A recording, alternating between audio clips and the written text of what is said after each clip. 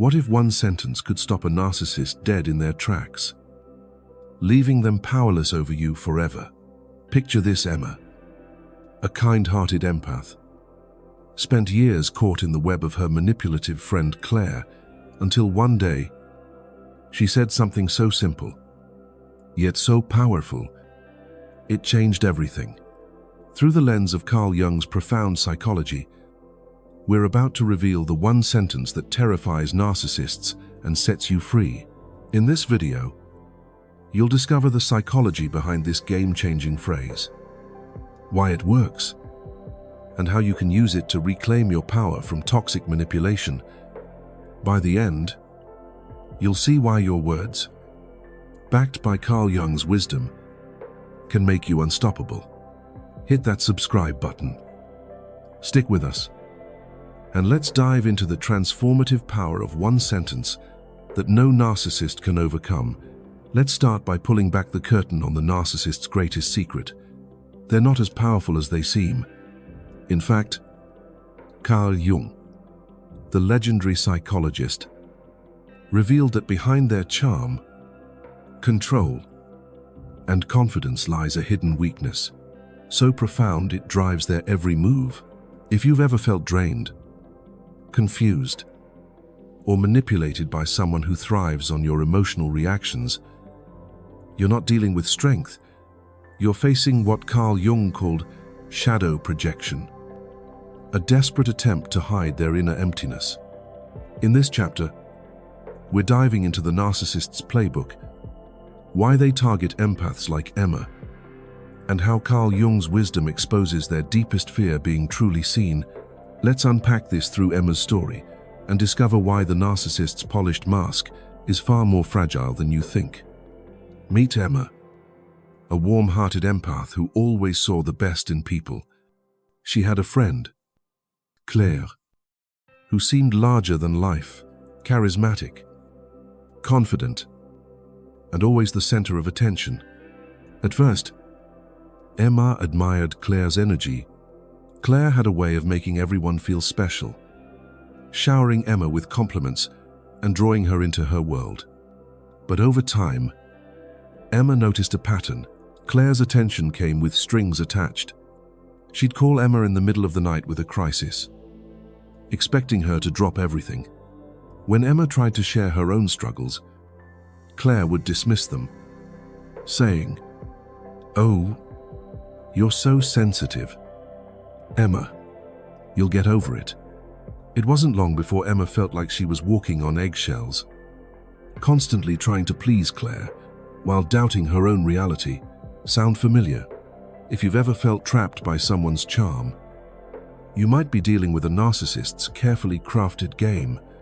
Carl Jung had a name for this game: shadow projection.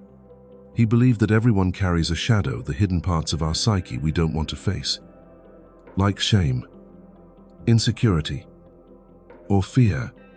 For narcissists like Claire, their shadow is a deep well of emptiness and self-doubt they refuse to acknowledge. Instead, they project these feelings onto others, especially empaths like Emma, who represent everything they've rejected in themselves: genuine empathy, emotional depth, and self-reflection. Carl Jung argued that narcissists are drawn to empaths because they unconsciously crave the qualities they've buried in their shadow. Emma's kindness and authenticity made Claire feel alive, but they also threatened to expose her inner void. So, Claire did what narcissists do best. She tried to control Emma to keep her own shadow at bay. Here's where Carl Jung's genius shines.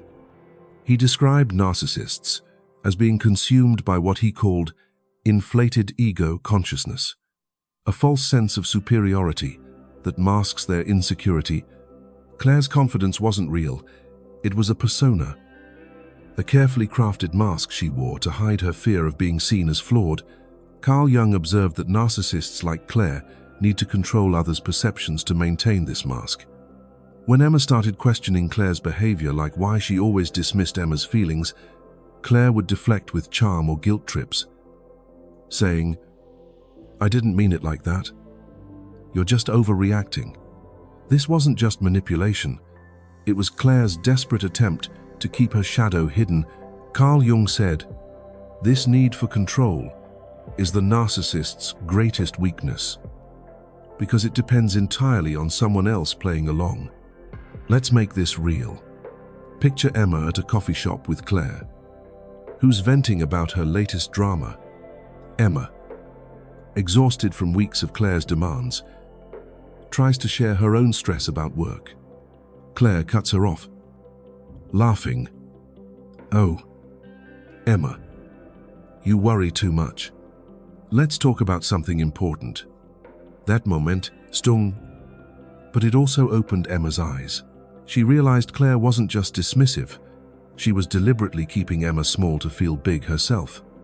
Carl Jung would say Claire was projecting her own insecurity onto Emma, trying to make her feel insignificant, so Claire could avoid feeling that way herself. This is the narcissist's playbook: control the narrative, keep you doubting, and never let you see the truth behind their mask. But here's the twist that Carl Jung uncovered. The narcissist's need to control you reveals their fragility.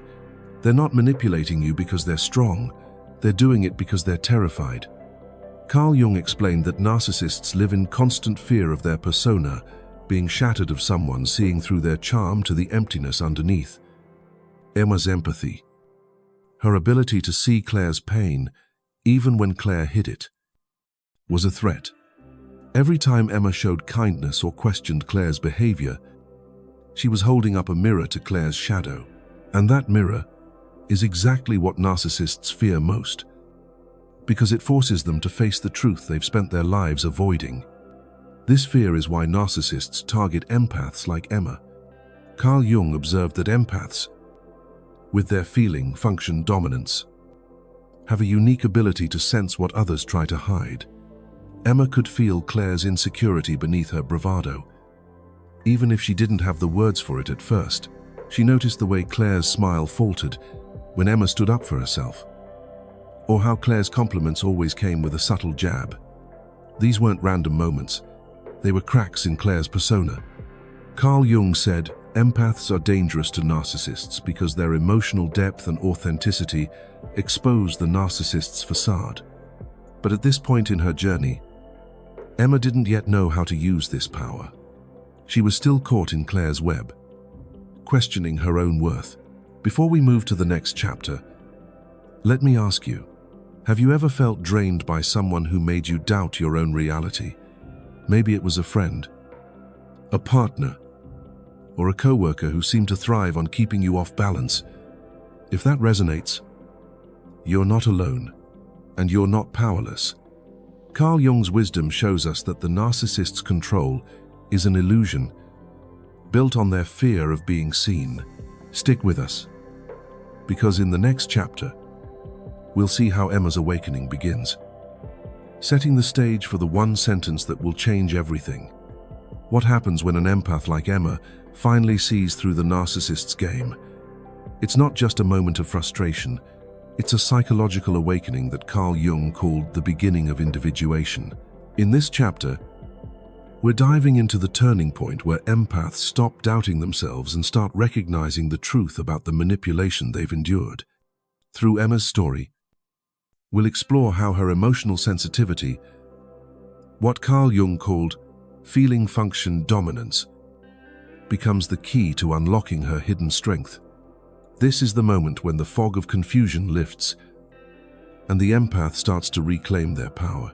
Let's go back to Emma and Claire to see how a single moment of clarity changes everything.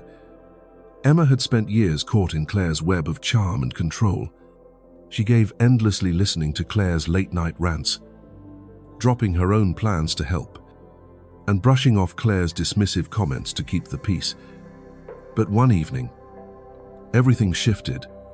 Claire called Emma, upset about a fight with a coworker, demanding her full attention. When Emma hesitated, saying she was dealing with her own stress, Claire snapped, "You're always so dramatic. Emma, can't you just focus on me for once?" That stung. But instead of swallowing the hurt as she usually did, something clicked for Emma. She realized Claire wasn't just being selfish, She was deliberately trying to keep Emma small. This wasn't a friendship, it was a trap. And in that moment, Emma's empath nature didn't just feel the pain, it saw the truth. Carl Jung would call this Emma's breaking point. The moment when her feeling function dominance, her ability to sense emotions with razor-sharp clarity turned from a burden into a superpower. Carl Jung believed empaths don't just feel deeply, they have an almost supernatural ability to read the undercurrents of human behavior. For Emma, this meant noticing things she'd ignored before. The way Claire's compliments always came with a hidden agenda, how her crises were timed to pull Emma back whenever she tried to set boundaries. The subtle guilt trips, designed to keep Emma hooked. These weren't random moments, they were a pattern. And once Emma saw that pattern, she couldn't unsee it. Carl Jung called this the start of individuation, the process of facing your shadow and becoming your authentic self. Let's unpack that shadow idea, because it's crucial. Carl Jung taught that the shadow is the part of ourselves we hide our suppressed anger, our unspoken needs, our fear of seeming selfish. For empaths like Emma, the shadow often includes their right to say no, to prioritize themselves, to stand up to manipulation. Claire's constant demands had pushed Emma to suppress these parts of herself to avoid conflict. But that night, when Claire called her dramatic, Emma's shadow stirred. She felt a surge of anger, not the kind that lashes out, but the kind that demands respect. Carl Jung said, "This moment is pivotal when an empath faces their shadow. They don't just get angry, they get clear." Emma wasn't just hurt by Claire's words, she was waking up to her own worth. Let's make this real. Picture Emma the next morning, sitting at her kitchen table with a journal, replaying years of interactions with Claire. She wrote down moments that bothered her, the time Claire forgot to invite her to a group outing but called later for advice, the way Claire would interrupt Emma's stories to talk about herself, the guilt trips that followed any attempt to set boundaries.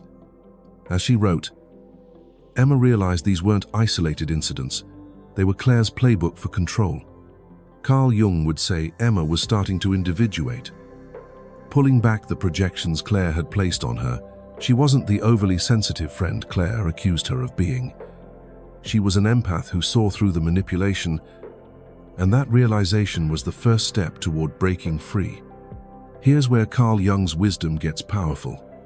He believed that empaths, with their heightened emotional intelligence, are uniquely equipped to spot manipulation because they feel the disconnect between words and intentions. When Claire said, "I didn't mean to upset you," Emma could sense the insincerity in her tone. When Claire played the victim, Emma felt the calculated weight of her words. This wasn't just intuition. It was what Carl Jung called advanced pattern recognition. Emma's empath nature allowed her to collect these moments like puzzle pieces, building a clear picture of Claire's tactics. And once she saw the full picture, she couldn't go back to being manipulated. This breaking point is where empaths start to shift the power dynamic.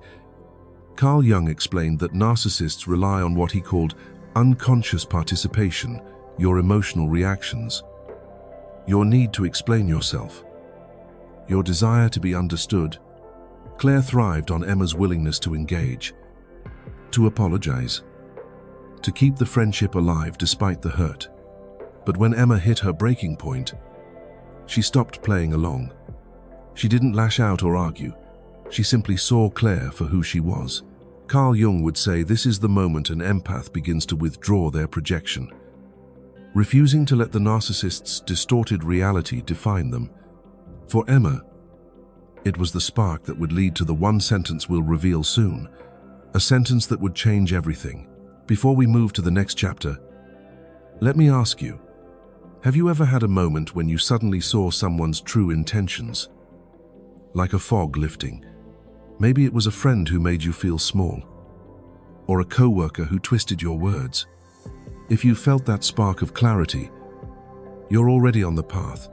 Carl Jung described the path to owning your power. Stick with us, because in the next chapter, we'll reveal the one sentence that takes Emma's awakening to the next level and leaves Claire powerless.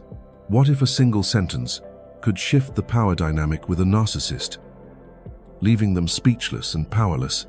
Carl Jung believed that words, when backed by psychological clarity, can be a game changer. In this chapter, we're unveiling the one sentence that terrifies narcissists. I'm not available for this conversation. This simple phrase, rooted in Carl Jung's concept of psychological mirroring, doesn't just set a boundary, it dismantles the narcissist's ability to manipulate you.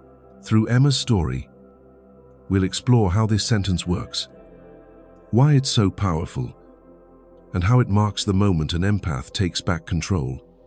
Let's dive into the psychology behind this transformative moment and see how Emma's words changed everything with Claire. Emma had reached her breaking point with Claire.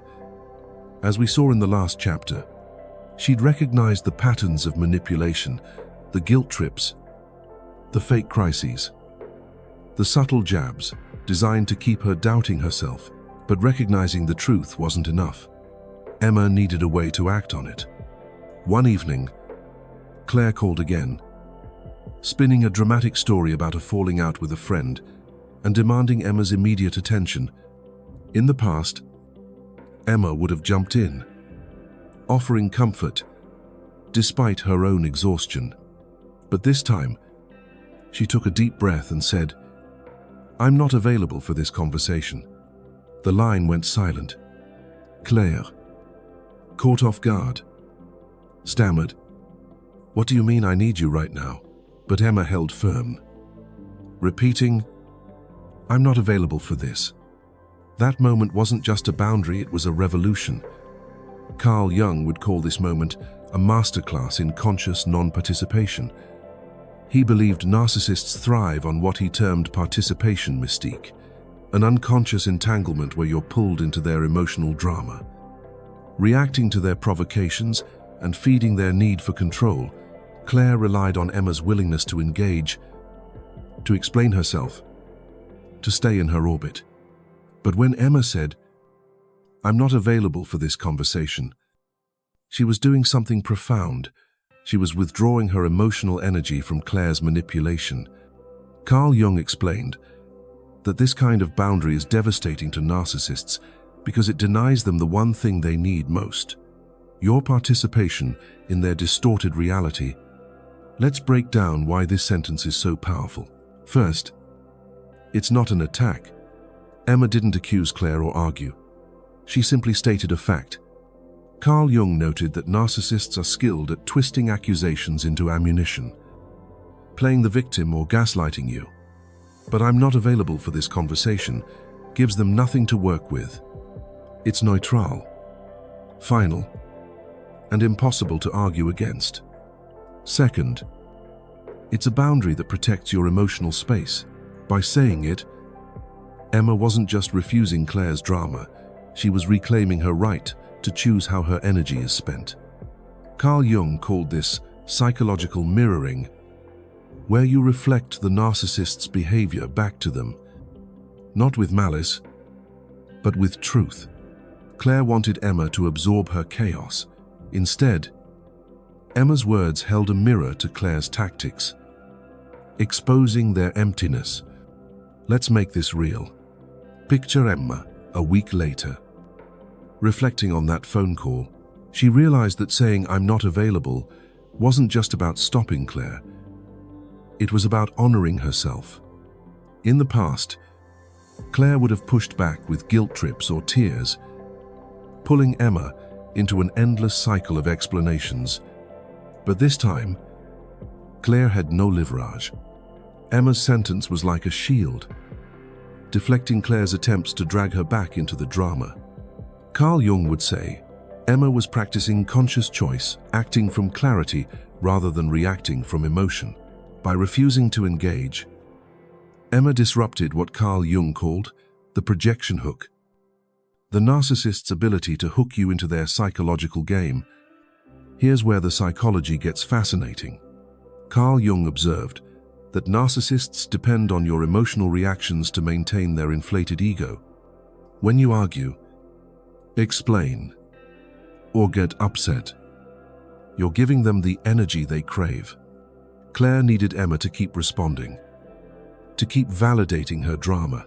But when Emma said, "I'm not available for this conversation," she cut off that supply. Carl Jung explained that this forces narcissists to face what he called their shadow emptiness, the inner void they've spent their lives avoiding. Without Emma's participation, Claire couldn't distract herself from her own insecurities. That silence on the phone wasn't just awkward. It was Claire's first glimpse of a reality she couldn't control. This moment marked a turning point for Emma. By using that one sentence, she wasn't just setting a boundary with Claire, she was stepping into what Carl Jung called individuation, the process of becoming her authentic self. She wasn't shutting down her empathy, she was directing it where it belonged, toward herself. Emma realized that her emotional depth, her ability to see through Claire's manipulation, was a strength, not a weakness. And that strength gave her the courage to say no, not out of anger, but out of self-respect. Before we move to the next chapter, let me ask you, have you ever wanted to shut down a toxic conversation but didn't know how? Maybe it was a friend who drained you, or a family member who twisted your words. If you felt that urge to break free, you're closer to Emma's transformation than you think. That one sentence, "I'm not available for this conversation," is your key to stopping manipulation in its tracks. Stick with us, because in the next chapter, we'll dive into why this sentence terrifies narcissists and how it shifts the power dynamic forever. Why does a simple sentence like "I'm not available for this conversation" strike terror into the heart of a narcissist? Carl Jung's psychology reveals the answer. It dismantles their entire game by cutting off the emotional fuel they need to survive. In this chapter, we'll explore why this one phrase is so powerful, how it forces narcissists to confront their deepest fear, the shadow emptiness, and why it shifts the power dynamic forever. Through Emma's story and a new empath, David, we'll see how this sentence becomes a shield against manipulation, leaving narcissists powerless. Let's dive into the psychology behind this game changer and uncover why narcissists fear the empath who dares to say no. Let's return to Emma, who, as we saw in the last chapter, used the sentence, "I'm not available for this conversation," to stop Claire's manipulation in its tracks.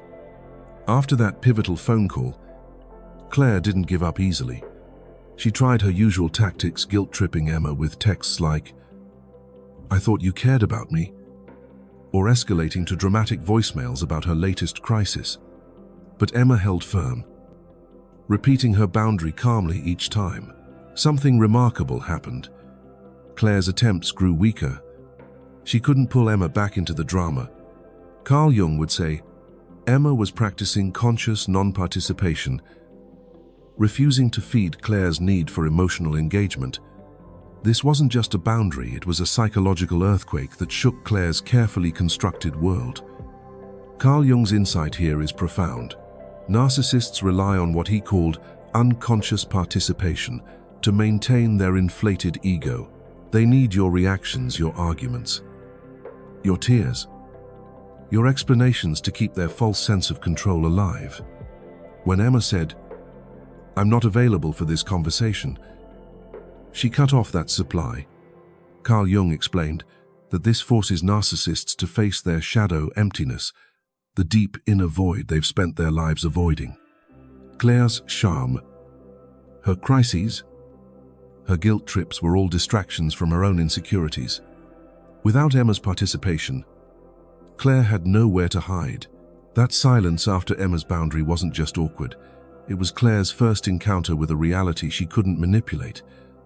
To see this in another context, let's meet David, an empath navigating a toxic workplace. David's boss, Rachel, was a classic narcissist, charming in public but quick to blame others when projects went wrong. She'd praised David one day, only to pile impossible tasks on him the next. Then criticize him for failing to meet her expectations. For months, David absorbed the blame, thinking he needed to prove himself. But after recognizing Rachel's patterns, her flattery always came before a setup, he decided to try Emma's sentence. During a meeting where Rachel tried to pin a missed deadline on him, David calmly said, "I'm not available for this conversation." The room went quiet. Rachel, expecting an argument or apology, faltered. She couldn't twist David's words because he hadn't given her any. Carl Jung called this conscious non-participation because it's not about shutting down emotionally, it's about choosing not to engage in the narcissist's psychological drama. When David refused to take Rachel's bait, he wasn't just setting a boundary, he was reflecting her manipulation back to her. Carl Jung's concept of psychological mirroring explains why this works by staying calm and detached. David forced Rachel to see her own tactics exposed. She couldn't play the victim or gaslight him because his sentence offered no fuel for her game. This is what makes the phrase so powerful. It's not an attack. So the narcissist can't fight back. But it's a boundary they can't cross. Here's why this terrifies narcissists. Carl Jung observed that their inflated ego is a fragile defense against what he called ego deflation, anxiety, the fear of their true, wounded self being exposed. Rachel needed David's reactions to maintain her illusion of control. Claire needed Emma's engagement to avoid her own emptiness. When you say, "I'm not available for this conversation," you're denying them the emotional energy they crave. Carl Jung said this creates a psychological void for the narcissist, forcing them to confront their shadow emptiness, the shame and insecurity they've buried. For Claire, it meant facing the fact that her charm no longer worked. For Rachel, it meant realizing her blame games couldn't stick. Let's make this real. Picture David a few weeks later. Noticing a shift at work, Rachel still tried to manipulate him, but her tactics, flattery, criticism, subtle jabs lost their power. David's calm refusal to engage made her look unsteady in meetings, as her attempts to control the narrative fell flat. Similarly, Emma found that Claire's texts became less frequent, her dramas less convincing. By consistently using the sentence, both David and Emma were doing what Carl Jung called withdrawing the projection, refusing to let the narcissist's distorted reality define them. This wasn't about winning a fight. It was about stepping out of the fight altogether. Carl Jung's genius lies in showing that this sentence works because it's rooted in conscious choice. It's not about being cold or cruel, it's about being clear. Emma and David didn't need to argue or expose their narcissists. They simply refused to play their game. This clarity is what makes the sentence so devastating. It forces the narcissist to face their own fragility without giving them a way to deflect or retaliate. As Carl Jung put it, a boundary rooted in self-awareness is the narcissist's kryptonite. Before we move to the next chapter, let me ask you, have you ever wished you could stop a narcissist's manipulation without a fight? Maybe it was a boss who blamed you unfairly, or a friend who twisted your words. If you felt that urge, you're ready to wield the power of this sentence. Stick with us, because in the next chapter, we'll see how Emma and David fully embrace their psychological sovereignty and build a life free from manipulation. What does it mean to live free from a narcissist's control? Not just for a moment, but for a lifetime. Carl Jung called this state psychological sovereignty, a place where you're no longer defined by others' manipulations, but by your own truth. In this final chapter, we'll explore how empaths like Emma and David use the sentence "I'm not available for this conversation" to build a life rooted in conscious relationships and individuation. This isn't just about saying no to a narcissist, it's about saying yes to your authentic self. Through their stories, we'll see how this simple phrase transforms empaths into a force no manipulator can touch, leaving narcissists powerless in the face of their unshakable clarity. Let's dive in and discover how to live as a fully individuated empath. Emma's journey, as we've seen, took her from being trapped in Claire's manipulative web to standing firm with a single sentence. After consistently using "I'm not available for this conversation," Emma noticed a profound shift. Claire's call became less frequent, her guilt trips less convincing. Emma wasn't just setting boundaries, she was rewriting her life. She started surrounding herself with people who respected her, like her new friend Sarah, who listened as deeply as Emma did. Emma was still an empath, but now she chose where to give her compassion. Carl Jung would call this conscious relationship, engaging only with those who honor mutual respect and authenticity. By refusing to participate in Claire's drama, Emma wasn't shutting down her heart. She was directing her empathy where it mattered most to herself and those who valued her. This transformation is what Carl Jung called individuation, the process of integrating your shadow to become a whole by Lee's authentic self. Emma's shadow included her suppressed need to say no, to prioritize her own well-being, to stop seeking validation from people like Claire. By embracing that shadow, she didn't become cold or selfish. She became discerning. Carl Jung believed that empaths who reach this stage achieve psychological sovereignty, a state where their emotional world is theirs to command. Emma no longer needed Claire's approval to feel worthy. She knew her value, not because someone else affirmed it, but because she'd fought for it through every boundary she set. This is the power of an individuated empath. They're not just free from manipulation, they're free to live authentically. Let's bring David back to see this in action. At work, David continued using "I'm not available for this conversation" to deflect his boss Rachel's blame games. Over time, Rachel's tactics, flattery, criticism, subtle jabs lost their grip. David's calm boundaries earned him respect from his colleagues, who began to see through Rachel's manipulations too. He wasn't trying to outshine her. He was simply being himself. Carl Jung would call this the return to the self, a state where you act from your own truth, not from a need to prove or please. David's confidence didn't come from fighting Rachel, but from refusing to let her define him. He chose to invest his energy in work he valued and relationships that uplifted him, like a mentor who recognized his talent. Here's why this matters. Carl Jung taught that narcissists thrive on emotional dependency. They need you to chase their validation or react to their chaos.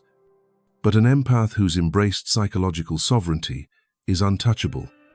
Emma and David didn't need Claire or Rachel to feel complete. By consistently using that one sentence, they broke what Carl Jung called the projection hook, the narcissist's ability to entangle you in their distorted reality. This isn't about cutting people off. It's about choosing who gets access to your emotional world. Emma's new friendships were built on mutual respect, not one-sided giving. David's workplace became a space where he thrived, not survived. Carl Jung called this conscious choice the ability to act from wisdom, not wounds. Let's make this real. Picture Emma 6 months later, living a life she never thought possible. She's still the empath who feels deeply, but now she's selective. She spends her evenings with Sarah, laughing over coffee, sharing dreams without fear of being dismissed. When Claire tries to re-enter her life with a half-hearted apology, Emma doesn't waver. She calmly repeats, "I'm not available for this conversation," and moves on. David, too, has transformed. He's no longer Rachel's scapegoat. He's a respected team member who leads with quiet confidence. When Rachel tries her old tricks, David's boundary shuts her down. Not with drama, but with clarity. Both Emma and David have become what Carl Jung called psychologically whole people, who can't be fractured by manipulation because they've reclaimed their inner authority. This is the beauty of Carl Jung's individuation. It's not about becoming someone new. but about becoming you fully, unapologetically. Emma and David didn't lose their empathy. They refined it. They learned to give their light to those who deserve it and protect it from those who don't. Carl Jung believed this state makes empaths the one thing narcissists fear most: a person who's psychologically unavailable for manipulation. By saying, "I'm not available for this conversation," they didn't just stop Claire and Rachel. They stopped letting anyone define their worth. Before we wrap up in the next chapter, let me ask you, have you ever said no to someone toxic and felt a surge of freedom? Maybe it was a friend who drained you or a colleague who tried to control you.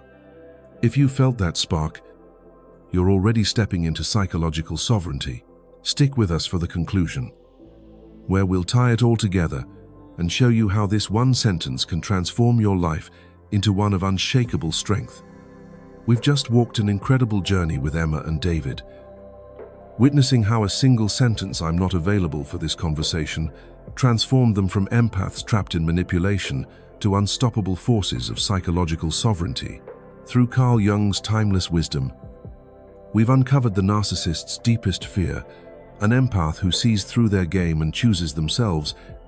This isn't just about saying no, it's about saying yes to your authentic self, your boundaries, and your truth. Carl Jung taught us that your empathy, when wielded with clarity, isn't a weakness. It's a superpower that no narcissist can touch. You're not just breaking free from their control, you're stepping into individuation, becoming the person you were always meant to be. So, here's the takeaway. One sentence, backed by your inner strength, can shatter a narcissist's illusions and set you free. Whether you're facing a toxic friend like Claire or a manipulative boss like Rachel, you have the power to stop their game with a single boundary. Carl Jung's wisdom shows us that true freedom comes not from fighting, but from refusing to play.